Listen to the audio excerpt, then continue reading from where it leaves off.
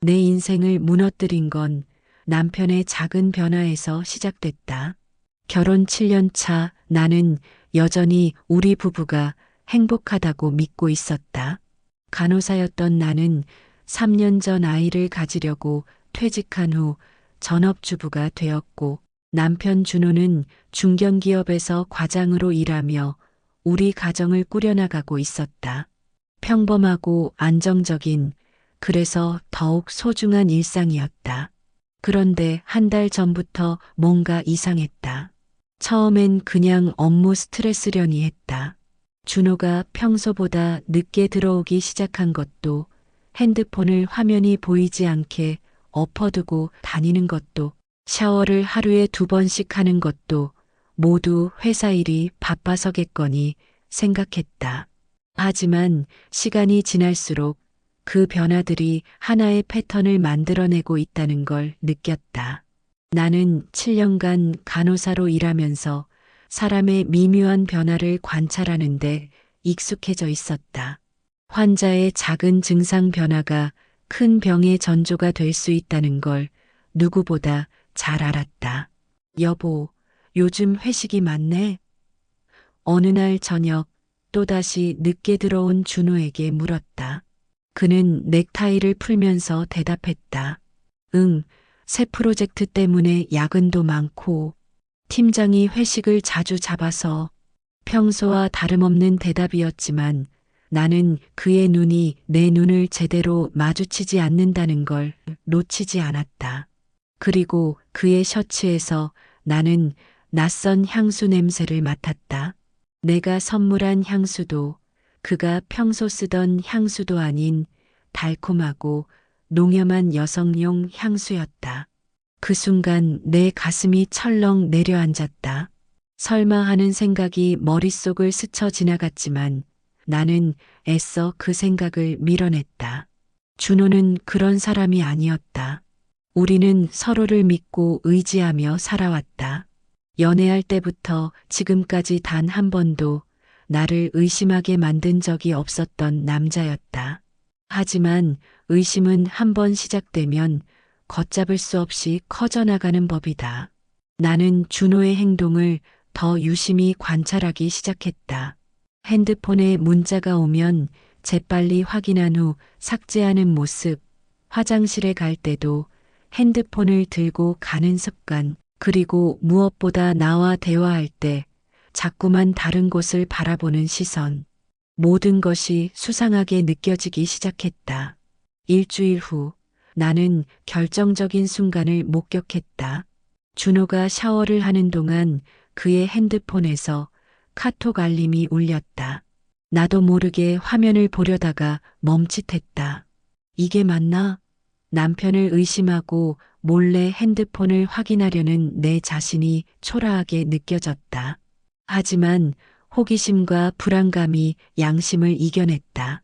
화면에는 수진이라는 이름으로 메시지가 와 있었다. 내일도 그 시간에 올 수 있어? 수진? 나는 준호의 직장 동료들 이름을 거의 다 알고 있었지만 수진이라는 이름은 들어본 적이 없었다. 내 손이 떨리기 시작했다. 이때 샤워실에서 물소리가 멈췄다. 나는 급하게 핸드폰을 원래 자리에 놓고 침실로 들어갔다. 그날 밤 나는 잠을 이룰 수 없었다. 옆에서 평온하게 잠든 준호를 보며 온갖 생각이 머릿속을 맴돌았다. 혹시 정말 외도를 하는 건 아닐까?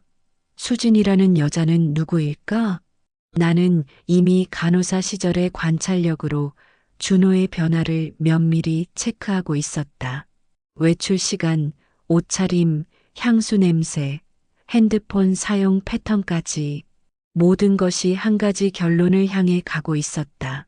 다음 날 아침, 준호는 평소보다 일찍 나갔다. 오늘 중요한 회의가 있어서 일찍 가야 해라고 말하면서 서둘러 집을 나섰다. 하지만 나는 그의 표정에서 거짓말의 흔적을 읽을 수 있었다. 7년을 함께 살면서 쌓인 데이터가 내게 말하고 있었다. 뭔가 숨기고 있다고. 그날 오후 나는 더 이상 참을 수 없었다. 평소 같으면 집안일을 하거나 TV를 보며 시간을 보냈겠지만 오늘은 달랐다. 나는 준호의 회사에 전화를 걸었다. 안녕하세요. 박준호 과장님 부인인데요. 급한 일이 있어서 연락드렸는데 혹시 지금 회의 중인가요? 총무팀 직원의 대답은 나의 의심을 확신으로 바꿔놓았다. 아, 사모님. 박 과장님은 오늘 오후에 개인 일정으로 외출하신다고 하셨는데요. 개인 일정. 나에게는 회의라고 했으면서 회사에는 개인 일정이라고 했다. 이제는 확실했다. 준호가 나에게 거짓말을 하고 있다는 것을. 그 순간부터 내 마음속에 불안과 분노가 동시에 일어났다. 7년간 쌓아온 믿음이 한순간에 흔들리는 느낌이었다. 나는 거실 소파에 주저앉아 눈물이 날 것 같았지만 동시에 진실을 알아내야 한다는 강한 의지도 생겼다. 간호사 시절 환자들의 거짓말을 간파해내던 그 예리함으로 이번에는 내 남편의 비밀을 파헤쳐야 했다. 그날 저녁 준호는 평소보다도 더 늦게 돌아왔다. 시계가 밤 11시를 가리키고 있었다. 나는 거실에서 그를 기다리고 있었고 문이 열리는 소리와 함께 들어온 그의 모습을 살펴봤다. 넥타이가 평소보다 느슨하게 매여 있었고 셔츠의 단추 하나가 잘못 채워져 있었다. 그리고 또다시 그 낯선 향수 냄새가 났다. 회의 어땠어? 나는 최대한 평정심을 유지하며 물었다. 준호는 잠깐 당황하는 표정을 지었다. 아, 응. 길었어. 정말 힘들었네. 회사에 전화했었는데 개인 일정으로 외출하신다고 하더라. 내 말에 준호의 얼굴이 하얗게 변했다. 몇 초간의 침묵이 흘렀다. 아, 그게 회의 장소가 회사 밖이었거든. 그래서 거짓말이었다. 나는 그의 목소리에서, 표정에서, 몸짓에서 모든 거짓을 읽을 수 있었다. 간호사 시절 수많은 환자들이 자신의 증상을 숨기거나 거짓말할 때 보이던 바로 그 신호들이었다. 하지만 나는 아직 직접적으로 추궁하지 않았다. 확실한 증거가 필요했다. 다음 주 화요일 준호가 또다시 회사 회식이라며 나갔다. 이번에는 나도 행동에 나서기로 했다. 나는 평소 입지 않던 검은색 후드와 마스크를 착용하고 준호를 미행하기로 결심했다. 내 차는 너무 눈에 띄니까 택시를 탔다. 안녕하세요. 제 남편 차를 따라가 주실 수 있을까요? 택시 기사는 의아한 표정을 지었지만 내 간절한 부탁에 응해 주었다. 준호의 차는 회사와는 정반대 방향으로 향했다. 30분을 달린 끝에 도착한 곳은 신축 오피스텔 단지였다. 나는 택시에서 내려 멀찍이서 준호를 관찰했다. 그는 주차를 한 후 건물 입구로 들어갔다. 7층에서 불이 켜졌다. 나는 1층 로비에서 한참을 기다렸다. 다른 사람들이 드나드는 모습을 보니 이곳은 일반적인 주거용 오피스텔인 것 같았다.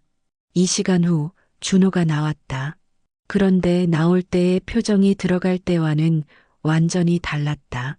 뭔가 만족스러워 보였고 걸음걸이도 가벼웠다. 나는 그 모습을 보며 가슴이 미어지는 것을 느꼈다.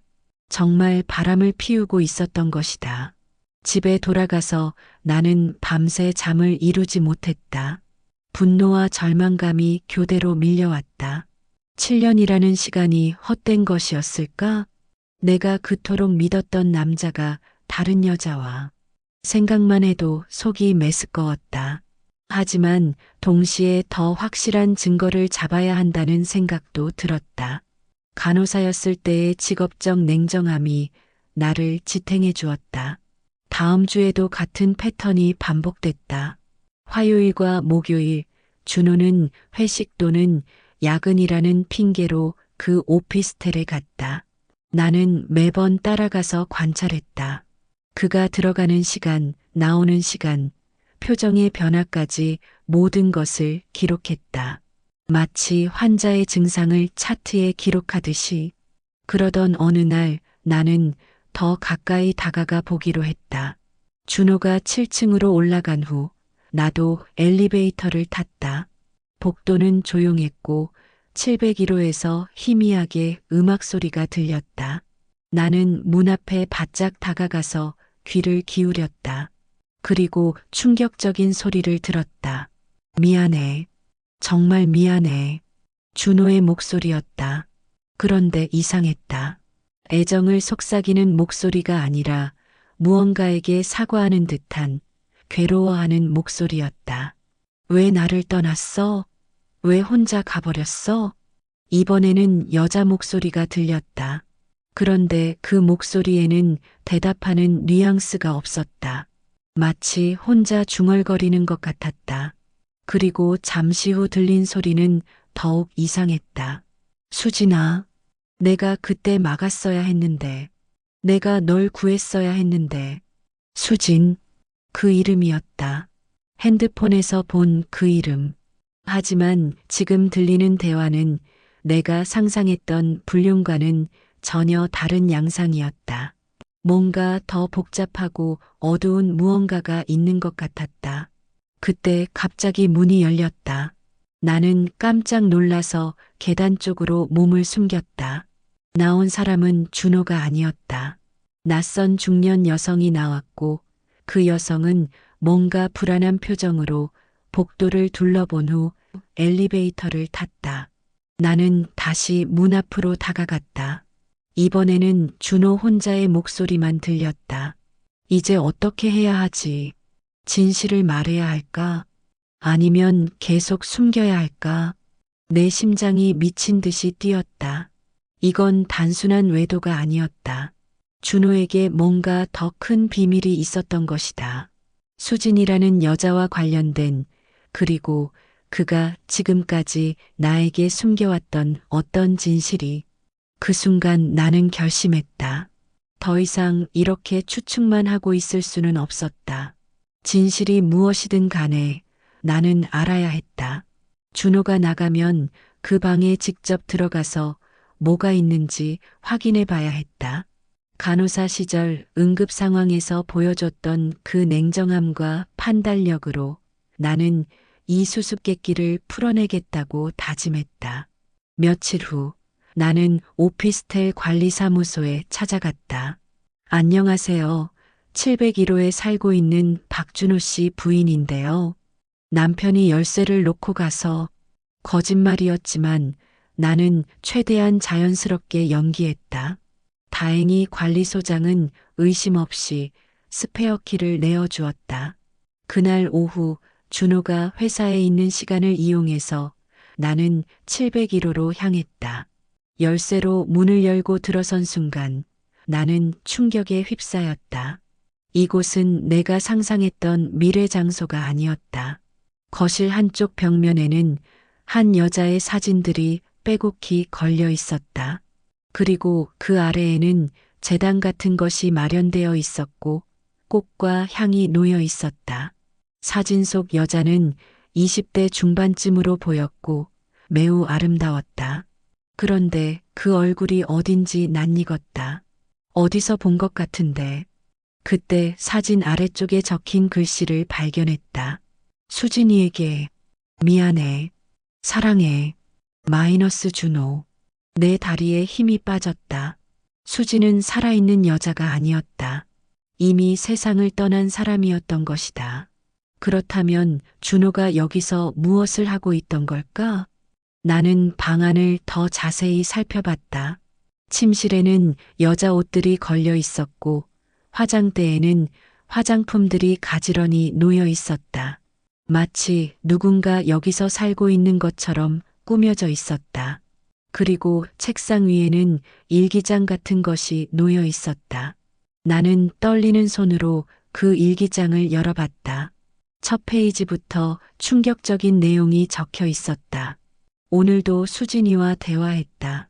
그녀는 여전히 나를 원망하고 있다. 그날 내가 말렸어야 했는데, 내가 그녀를 구했어야 했는데, 수진이 죽은 지 벌써 3년이 지났다. 하지만 나는 여전히 그녀와 함께 살고 있다. 이곳에서 그녀와 함께 아내에게 미안하다. 하지만 수진을 떠날 수가 없다. 그녀의 죽음에 대한 죄책감이 나를 떠나지 않는다. 일기를 읽으면서 나는 점점 더 혼란스러워졌다. 준호에게 수진이라는 죽은 여자친구가 있었고 그는 지금도 그녀에 대한 죄책감으로 고통받고 있었던 것이다. 그리고 이 오피스텔에서 마치 그녀와 함께 살고 있는 것처럼 행동하고 있었다. 하지만 여전히 의문이 남았다. 수지는 어떻게 죽었을까? 준호가 느끼는 죄책감의 실체는 무엇일까? 그리고 내가 들었던 여자 목소리는 누구의 것이었을까? 그때 문 열리는 소리가 들렸다. 누군가 들어오고 있었다. 나는 급하게 일기장을 원래 자리에 놓고 침실 옷장 뒤쪽으로 몸을 숨겼다. 심장이 터질 것 같이 뛰었다. 들어온 사람은 준호였다. 그런데 그의 모습이 평소와 달랐다. 마치 다른 사람이 된 것처럼 표정과 행동이 변해 있었다. 그는 사진 앞에 무릎을 꿇고 앉더니 중얼거리기 시작했다. 수진아, 미안해. 오늘도 늦었지? 회사에서 일이 좀 있어서. 그런데 너도 알겠지만 나는 여전히 너를 잊지 못하고 있어. 그 순간 소름이 돋았다. 준호가 죽은 사람과 대화하고 있었던 것이다. 그리고 그 대화 방식이 마치 연인 사이의 대화 같았다. 오늘 아내가 이상하게 보더라. 뭔가 의심하는 것 같아. 어떻게 하지? 우리 비밀을 들킬까봐 무서워. 우리 비밀. 준호는 죽은 연인과의 관계를 우리라고 표현하고 있었다. 이건 정상이 아니었다. 나는 옷장 뒤에 숨어서 모든 것을 지켜보고 있었지만 점점 더 무서워지기 시작했다. 그때 준호가 일어나서 침실로 왔다. 나는 숨을 죽이고 있었지만 그가 옷장을 열 것 같아서 가슴이 터질 것만 같았다. 다행히 그는 옷장을 열지 않고 침대에 누웠다. 그리고 베개를 끌어안으며 중얼거렸다. 수진아, 나도 그때 너와 함께 죽었어야 했나? 이렇게 살아있는 게 더 고통스러워. 나는 더 이상 견딜 수 없었다. 조용히 옷장 뒤에서 나와 현관으로 향했다. 다행히 준호는 침실에서 계속 혼자 중얼거리고 있어서 내가 나가는 소리를 듣지 못했다. 집에 돌아와서 나는 완전히 충격에 빠졌다. 준호의 외도를 의심했었는데 실제로는 죽은 여자와의 관계에 빠져 있었던 것이다. 이게 더 나은 건지 더 나쁜 건지 판단이 서지 않았다. 하지만 분명한 건 준호가 정상적인 정신 상태가 아니라는 것이었다. 나는 그날 밤 인터넷을 뒤져서 수진이라는 이름으로 사망한 사건들을 찾아봤다. 3년 전 기사 중에서 한 건을 발견했다. 20대 여성, 한강에서 투신 자살, 연인과의 다툼 후 극단적 선택. 기사 속 사진을 보는 순간 나는 깨달았다. 오피스텔에서 본 그 여자였다. 수진이라는 이름의 여자가 3년 전에 자살했고 그때 연인이 준호였던 것이다. 그날 밤 나는 준호와 직접 대화를 나누기로 결심했다. 더 이상 숨어서 지켜보고만 있을 수는 없었다. 준호가 집에 돌아왔을 때 나는 거실에서 그를 기다리고 있었다. 앉아. 이야기할 게 있어. 내 목소리에는 더 이상 불안이나 두려움이 없었다. 오직 진실을 알아내겠다는 결의만 남아 있었다. 준호는 내 표정을 보고 뭔가 눈치챈 듯 했다. 무슨 일이야? 수진이 누구야? 내 질문에 준호의 얼굴이 하얗게 변했다. 몇 분간의 침묵이 흘렀다. 어떻게 701호 오피스텔에 다녀왔어. 모든 걸 봤어. 사진도, 일기도, 내가 혼자 중얼거리는 것도 준호는 무너져 내렸다. 마치 오랫동안 짊어지고 있던 짐을 내려놓는 것처럼. 미안해. 정말 미안해. 준호가 고백하기 시작했다. 수지는 그의 대학 동기였고 3년간 연애를 했다고 했다. 하지만 준호가 나와 결혼하기로 하면서 그녀와 헤어졌고 수지는 그것을 받아들이지 못해서 자살했다는 것이었다. 그때 수진이가 마지막으로 전화했을 때 나는 받지 않았어. 너와 약속이 있어서. 만약 그때 내가 전화를 받았다면, 그녀를 말렸다면. 준호는 울음을 터뜨렸다. 그 죄책감이 나를 미치게 만들었어. 그래서 오피스텔을 구해서 수진이와 함께 살고 있는 것처럼. 그렇게 해야 조금이라도 마음이 편해졌어. 나는 복잡한 감정에 휩싸였다. 분노도 있었고 안타까움도 있었다. 하지만 무엇보다 준호가 3년 동안 이런 고통을 혼자 감당하고 있었다는 사실이 가슴 아팠다. 그럼 그동안 나한테 거짓말한 건? 미안해. 말할 수가 없었어. 너도 상처받을 것 같고, 그리고 나도 수진이를 완전히 떠나보낼 자신이 없었어.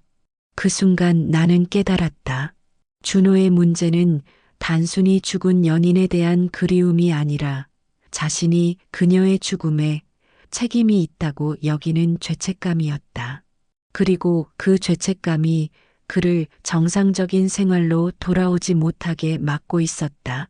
하지만 그때 나는 그동안 놓쳤던 중요한 사실을 떠올렸다. 오피스텔에서 들었던 여자 목소리. 그리고 준호가 나오기 전에 먼저 나갔던 중년 여성. 뭔가 더 있었다.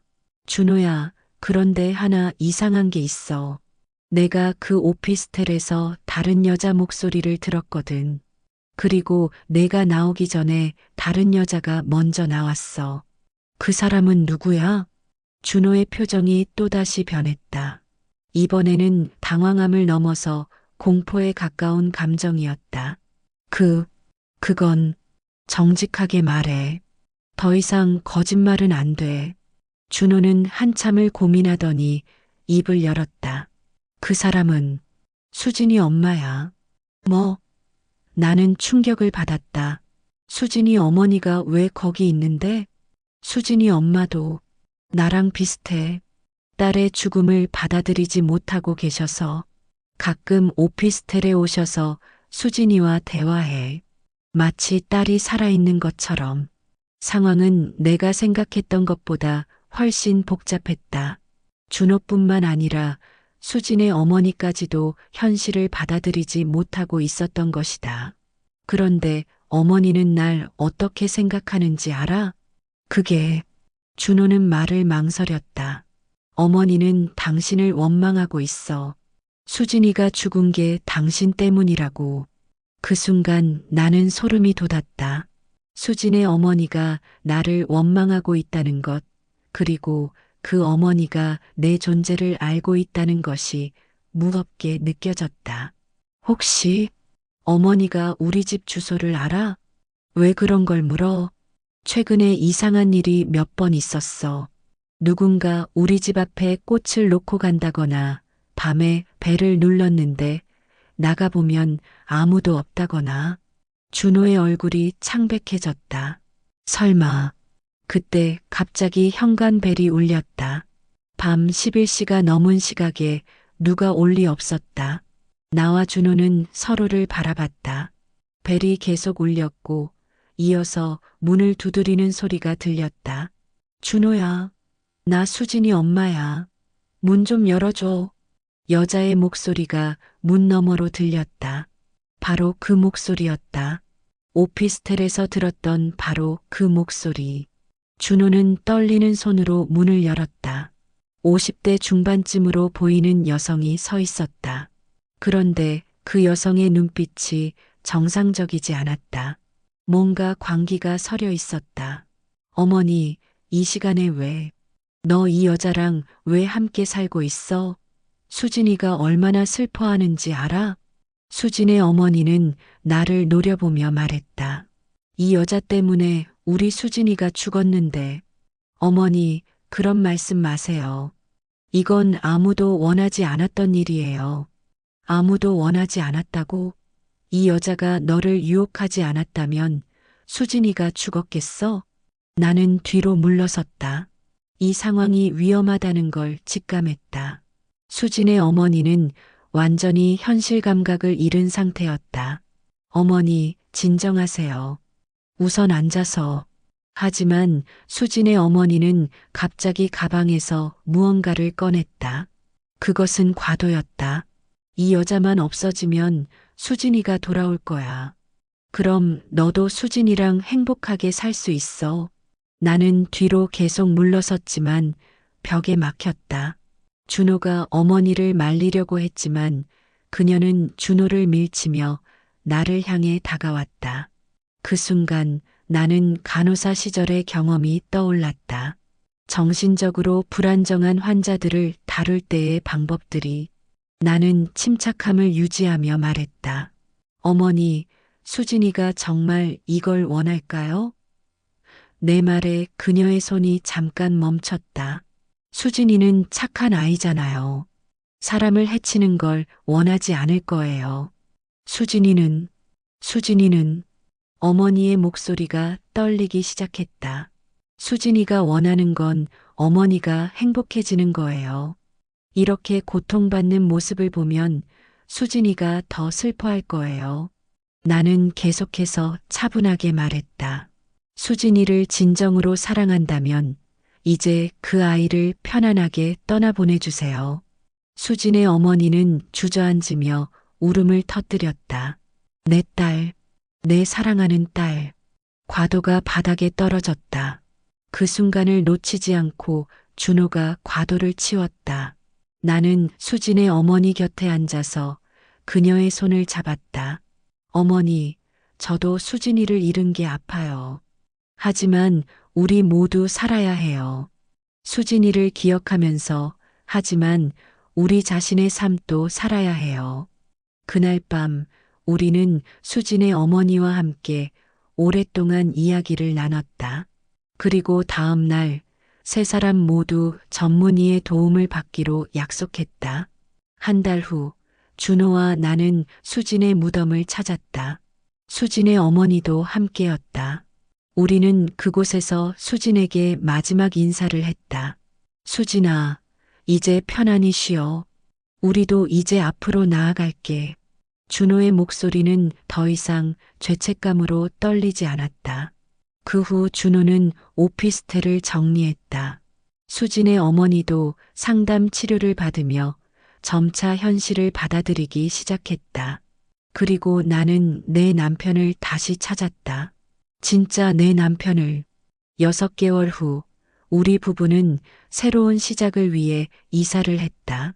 새집 거실에는 수진의 사진 한 장이 작은 액자에 담겨 놓여 있었다.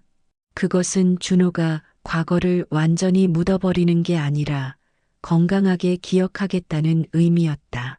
그리고 나는 깨달았다. 때로는 사랑하는 사람을 의심하게 되는 상황이 생기지만 그 의심의 끝에서 발견하는 진실이 우리를 더 강하게 만들 수도 있다는 것을. 준호의 외도는 결국 다른 사람과의 불륜이 아니라 자신의 과거와 죄책감과의 불륜이었다. 그리고 그 문제를 함께 해결해 나가면서 우리 부부는 서로를 더 깊이 이해하게 되었다. 1년 후 나는 다시 간호사로 복직했다. 정신건강의학과에서 일하며 준호와 나처럼 트라우마로 고통받는 사람들을 돕고 있다. 준호도 정기적으로 상담을 받으며 건강한 삶을 되찾았다. 어떤 날은 여전히 힘들다. 하지만 이제는 서로의 고통을 나누며 함께 극복해 나가고 있다. 그리고 무엇보다 중요한 것은 우리가 진실을 마주할 용기를 가졌다는 것이다. 수진의 어머니와도 가끔 연락한다. 그녀는 이제 딸의 친구들과 추억을 나누며 건강한 방식으로 수진을 그리워하고 있다. 그리고 우리 부부에게도 고마움을 표현한다. 자신이 현실로 돌아올 수 있도록 도와줘서. 내가 남편의 외도를 의심하며 시작된 이 모든 일들이 결국에는 우리 가족뿐만 아니라 수진과 관련된 모든 사람들에게 치유를 가져다 준 것이다. 때로는 의심과 불안이 우리를 더 큰 진실로 이끌어주기도 한다는 것을, 그리고 그 진실을 함께 마주할 때 우리는 더 강해질 수 있다는 것을 배웠다. 지금 나는 확신한다. 진실은 때로는 우리가 예상했던 것과 다를 수 있지만 그것을 마주하는 용기가 우리를 자유롭게 만든다는 것을, 그리고 사랑은 의심을 넘어서 서로의 상처와 아픔까지도 함께 치유해 나갈 때 진짜가 된다는 것을. 여러분도 비슷한 경험이 있으신가요? 이 이야기를 끝까지 읽어주신 시청자 여러분 감사합니다. 다음에도 재밌고 감동 있는 이야기로 찾아뵙겠습니다. 구독과 좋아요 잊지 마세요.